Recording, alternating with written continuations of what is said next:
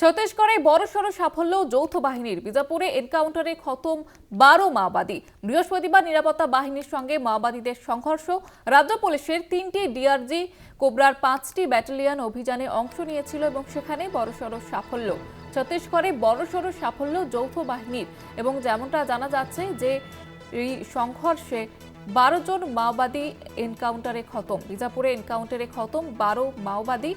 আপনাদের জানিয়ে রাখবো, বড় সড় সাফল্য। বৃহস্পতিবার নিরাপত্তা বাহিনীর সঙ্গে মাওবাদীদের সংঘর্ষ হয় এবং সেখানে খতম 12 মাওবাদী। রাজ্য পুলিশের 3টি ডিআরজি কোবরার 5টি ব্যাটালিয়ন অভিযানে অংশ নেয় এবং সেখানে এই সংঘর্ষে 12 মাওবাদী খতম, এমনটাই জানা যাচ্ছে। ছত্তিশগড়ে বড় সড় সাফল্য যৌথ বাহিনীর।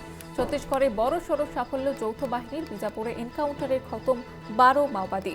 বৃহস্পতিবার নিরাপত্তা বাহিনীর সঙ্গে মাওবাদীদের সংঘর্ষ এবং রাজ্য পুলিশের 3টি ডিআরজি কোবরার 5টি ব্যাটালিয়ন অভিযানে অংশ নিয়েছিল। আমাদের সঙ্গে টেলিফোন লাইনে রয়েছে প্রতিনিধি জয়ন্ত চৌধুরী। জয়ন্তদা, কি জানা যাচ্ছে ঠিক?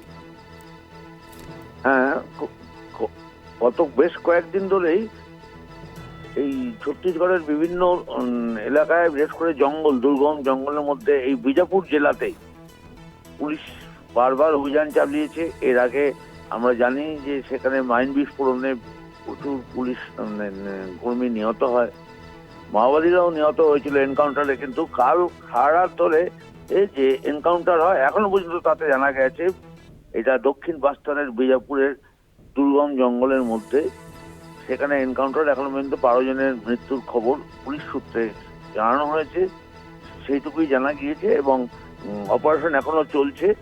আমরা জানি গতকালকে কিছু জায়গায় মাইন বিস্ফোরণের জন্য 2 জন পুলিশ কর্মী আহত হয়েছিলেন এবং যেটা ঘটনা যে এরা অত্যন্ত শক্তিশালী কিছু কিছু জায়গায় এই বিস্ফোরক মাটির তলায় পুঁতে রেখেছে। এইরকম তাদের একটা নেটওয়ার্ক রয়েছে যাতে পুলিশ এলাকায় ঢুকতে না পারে।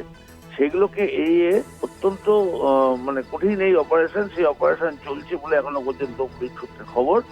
সেই ঘটনায় এখনো পর্যন্ত 12 জন মারা গিয়েছে এবং সব থেকে বড় কথা, এই যে জায়গাটায় তারা এখন গিয়ে পৌঁছেছে, আরেকটা সূত্র থেকে জানা যাচ্ছে যে সেখানে মাওবাদীদের যে 1 নম্বর কমান্ডার, সব থেকে শক্তিশালী কমান্ডার, যাদের হাতে অস্ত্র এবং তাদের প্রশিক্ষণ প্রাপ্ত যারা গেরিলা বাহিনী, তারা এই কমান্ডার রয়েছে। এই কমান্ডারকে যদি কোনো রকম ভাবে সাহায্য করতে পারে বা তাদেরকে দমন করতে পারে, তাহলে অনেকটাই সাফল্য পাবে এই মাওবাদী বিরোধী যে অভিযান, সেই অভিযান। সুতরাং পুলিশ যথেষ্ট মরিয়া এবং আপাতত ওই যা বললাম যে 12 জনের ঘটনাস্থল থেকে 12 জনের মৃত্যুর খবর এসছে, সংখ্যাটা আরো বাড়তে পারে বলেই মনে করা হচ্ছে।